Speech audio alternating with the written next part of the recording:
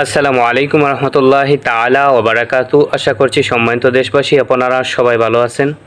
তো ভিডিওটি খুবই গুরুত্বপূর্ণ হতে যাচ্ছে। ভিডিওটি সর্বোচ্চ শেয়ার করে আপনাদের টাইমলাইনে রেখে দিবেন, যাতে অন্য এই ভিডিওর দ্বারা সতর্ক হতে পারে।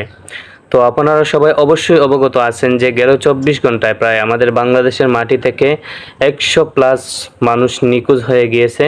তার মধ্য থেকে বেশিরভাগই রয়েছে কোমলমতি শিশুরা, যাদের বয়স ১০-এর নিচে, ১২-র নিচে।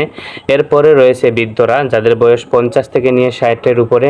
এরপর রয়েছে যুবকরা, যাদের বয়স ২০-এর উপর, ১৮-র উপর থেকে নিয়ে ৩০ পর্যন্ত। তো এভাবে প্রায় ১০০+ মানুষ আমাদের বাংলাদেশের মাটি থেকে নিখোঁজ হয়ে গিয়েছে। এটা আমাদের দেশ ও জাতির জন্য খুবই অকল্যাণকর একটি বিষয়। এটা আমাদের দেশ ও জাতির জন্য কখনো শুভ নয়। তো এটার জন্য আমাদের কি করণীয়? প্রথমে আমি আপনাদেরকে বলি যে আমাদের দেশে হয়তো কোনো শকুনের কুনজর পড়েছে, কিংবা ওই শকুনটি আমাদের দেশে থেকেই আমাদের উপর এই চক্র চালাচ্ছে।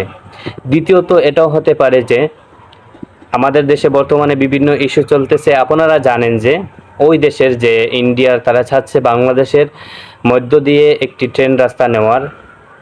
এটাকে গোপন রাখার জন্য হতে পারে এই ইস্যু, বর্তমান যে ইস্যু শিশুরা নিখোঁজ হচ্ছে। তো আমাদের বর্তমানে প্রত্যেকের উচিত যে প্রত্যেক অভিভাবকদের উচিত তাদের কোমলমতি শিশুদেরকে সাথে রাখা কিংবা বাসায় রাখা, অন্যত্র একা একা না দেওয়া। দ্বিতীয়ত, যারা যারা বাসার বাহিরে পড়ালেখা করে বিভিন্ন প্রতিষ্ঠানে, তাদের খোঁজখবর নেওয়া, শিক্ষক উস্তাদদের সাথে সবসময় আলাপ আলোচনা করা, তাদের সন্তানদের খোঁজ নেওয়া। এরপর রয়েছে যারা যুবক, তারা সবসময় সতর্ক থাকা। বৃদ্ধ বাবারাও যারা রয়েছেন, তারা সবসময় বাসায় রাখা। যদি বাজার আনতে হয় তাহলে যুবকরাই যাক।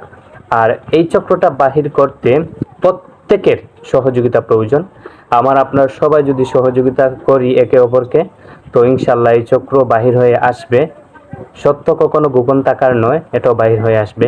সর্বশেষ আল্লাহর কাছে দোয়া করি যাতে করে আপনার কোমলমতি সন্তান, আপনার বাবা, আপনার ভাই, আমার বাবা, আপনার ভাই, সব তারা যাতে সব সময় হেফাজতে থাকে, এই ধরনের ঘটনার সম্মুখীন না হয়।